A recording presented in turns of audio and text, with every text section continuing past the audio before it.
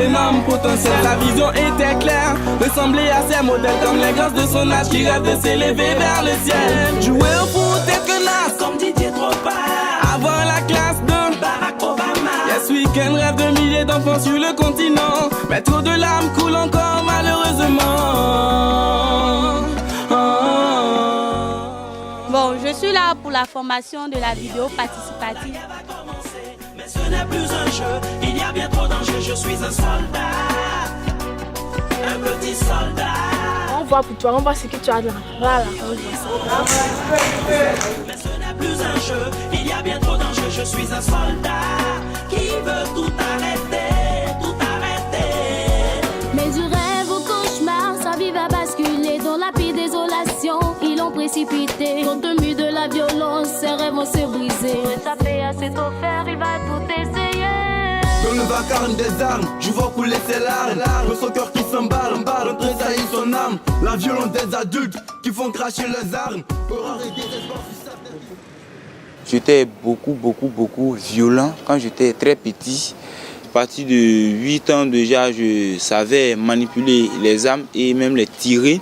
Et dans le lycée était reconnu pour la violence. Je me faisais arracher mon pain, on me dépossédait de mon argent. Soit faut intégrer un gang ou soit faut avoir des gens pour pouvoir te protéger. Tu avais affaire à une personne, tout le monde s'associait et te tabassait.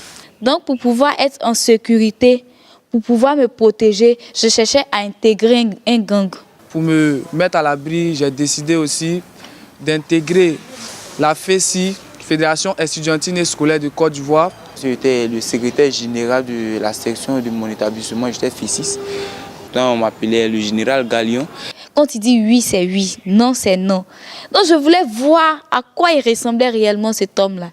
Et c'est comme ça que Stéphane a fait son apparition un jour. Au sein de la FESI, il fallait faire ses preuves en pratiquant la violence pour se faire une place. Donc c'est comme ça un jour, un 10 heures, je suis allée m'asseoir à sa place. Et comme ça, il est venu avec son groupe. Ils m'ont trouvé assise, il m'a dit tout simplement dégage. Donc il s'est énervé, il a giflé un de ses éléments. Il lui a dit même de pomper. Et il était en train de pomper. En pompant, il a pris le pied, marché sur la tête de son élément. Et bon, ça ne m'a pas influencé quoi. En fait, j'étais émerveillée de voir un tel homme que tout le monde craignait au fait. Donc j'étais tellement passionnée. Je lui ai dit tout simplement que je voulais intégrer son club. Et il m'a dit tout simplement c'est ce genre de filles qu'il voulait dans son club. Les filles qui osent au fait. Les filles qui confrontent les grands.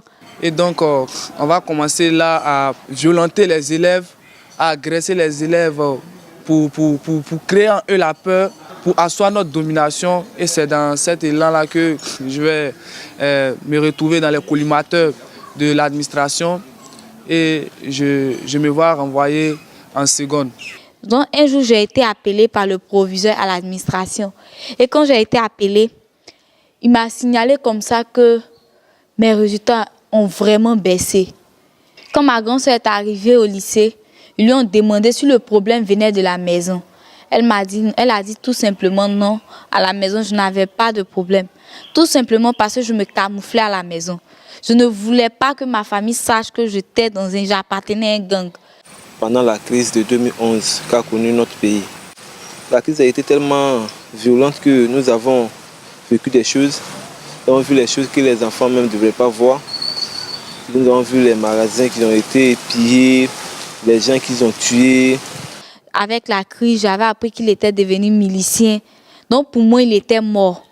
C'est comme ça que j'ai voulu changer au fait. C'est de Diogo que je suis parti pour Abidjan. Abidjan, j'ai milité au sein des milices. J'étais moi aussi milicien. Nous avons combattu en 2010. Pendant la guerre, j'ai fui parce qu'on avait perdu le combat. J'avais peur de perdre la vie. Je ne voulais plus sortir parce que je savais que certaines personnes m'ont reconnu quand j'étais FESIS et aussi dans la crise ils m'ont reconnu. Parce que je me dis que du jour au lendemain, on peut me tuer.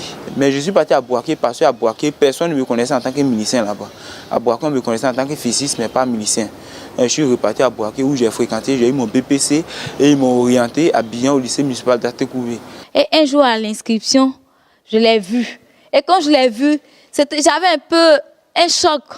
Puisque je me disais qu'il était un peu un obstacle à mon changement. S'il était là, on allait répondre les mêmes bêtises, je n'allais pas changer. Bon, avec elle, je causais, mais elle évitait de parler de mon passé. Je sentais ça. Avant que moi-même, j'opère un changement dans ma vie, il fallait que je puisse changer Stéphane d'abord. Donc c'est comme ça que j'entendais parler de la troupe théâtrale et du club Messager de paix.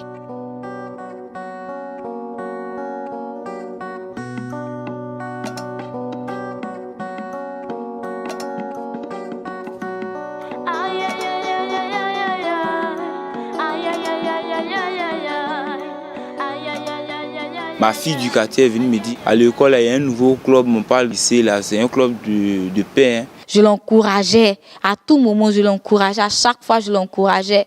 Je le tirais à tout moment, on assistait aux réunions de la troupe théâtrale.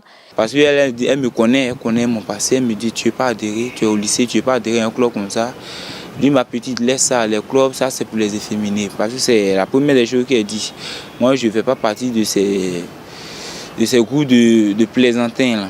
Que nous puissions sensibiliser les camarades, il faut les moyens aussi.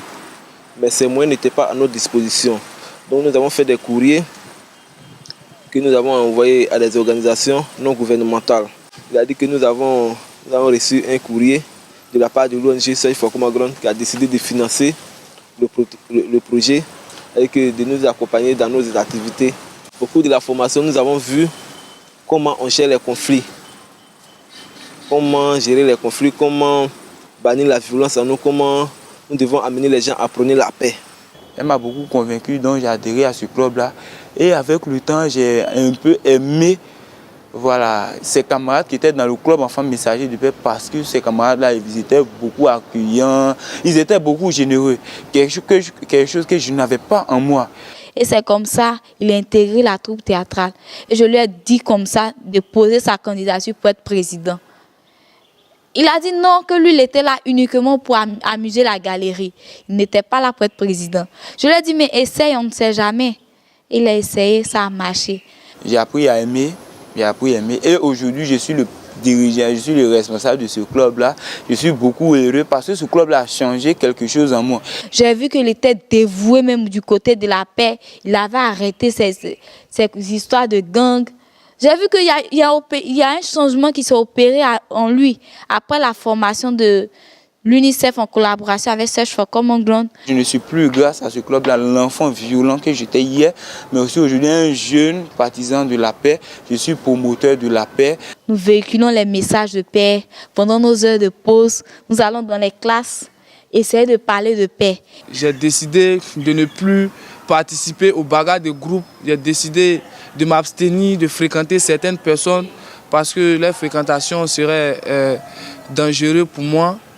Donc tout ce que j'avais fait de négatif dans le passé, je voulais le transformer en positif. Les sections de la FECI en section de paix, la coordination de FECI en coordination de paix et le bureau national. Pourquoi pas un bureau national qui va parler de paix mais qui sera comporté d'élèves et d'étudiants. J'ambitionne même en 2015 retourner sur mes traces, disons Boaké et Diokwe, faire parler de paix avec ceux qui m'ont connu hier étant un élève violent. Ce sont mes ambitions pour l'année 2015 parce que je sais qu'en 2015, mon pays va encore traverser quelque chose. Pas quelque chose que nous n'avons pas encore traversé, mais nous allons encore voter. Donc je vais voter vraiment dans la paix, je veux voter avec mes amis dans la paix. Je ne veux pas que la Côte d'Ivoire traverse ce qu'elle a traversé hier. Je veux que les enfants de la Côte d'Ivoire soient unis, réconciliés, que nous tous nous parlons de ce même mot-là, que nous parlons de ce mot qu'est la paix. Parce que quand il y a la paix, il y a le développement. Quand il y a la paix, il y a l'amour. Quand il y a la paix, en tout cas, il y a la joie, il y a beaucoup de bonnes choses. Donc je voudrais que chacun de nous essaie de cultiver la paix en toutes circonstances. Et toi, Stéphane et moi, on n'est plus jamais dévoués pour la paix. On fait la promotion de la paix. C'est un plaisir pour moi. C'est une grande satisfaction pour moi. Et le messager de guerre hier, j'ai été transformée. C'est comme je me suis métamorphosée en messager de paix. Vraiment, c'est une grande satisfaction. Je remercie aussi le club Messager de paix, l'UNICEF et Search for Common Ground qui m'a permis vraiment de prendre conscience, qui m'a permis vraiment d'être ce que je suis aujourd'hui. C'était comme le club Messager de paix était une organisation qui change l'inconscient en conscient. Vraiment. Je tire mon chapeau comme message de paix. Non à la violence et oui à la